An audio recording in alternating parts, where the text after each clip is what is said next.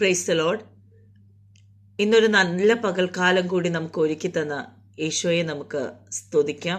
അതേപോലെ തന്നെ ദൈവത്തിൻ്റെ വചനം കേൾക്കാൻ ഇന്നൊരു പകൽക്കാലം കൂടി അല്ലെങ്കിൽ ഇന്നൊരു ദിവസം കൂടി നമുക്ക് ഒരുക്കി തന്ന യേശുവയ്ക്ക് നന്ദി പറയാം. യേശുവിന് നന്ദി പറഞ്ഞുകൊണ്ട് തന്നെ നമുക്ക് ഇന്നത്തെ തിരുവചനം ആരംഭിക്കാം.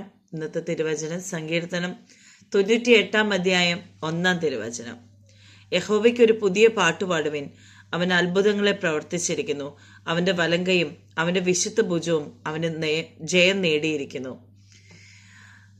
നമുക്ക് ജയമെല്ലാം തന്നെ നൽകുന്നത് നമ്മുടെ കർത്താവാണ്. ആമേൻ. നമ്മുടെ ജീവിതത്തിലുടനീളം നമ്മളെ പരിപാലിക്കുന്ന നമ്മുടെ കർത്താവാണ്. ആ കർത്താവാണ് നമുക്ക് ജയം നൽകുന്നത്.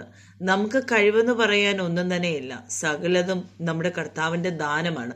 അതുകൊണ്ട് തന്നെ നമ്മുടെ കർത്താവിൻ്റെ കീഴെ എളിമയോടെ നിന്ന് നമുക്ക് പ്രാർത്ഥിക്കുകയും യാചിക്കുകയും ചെയ്യുന്നു.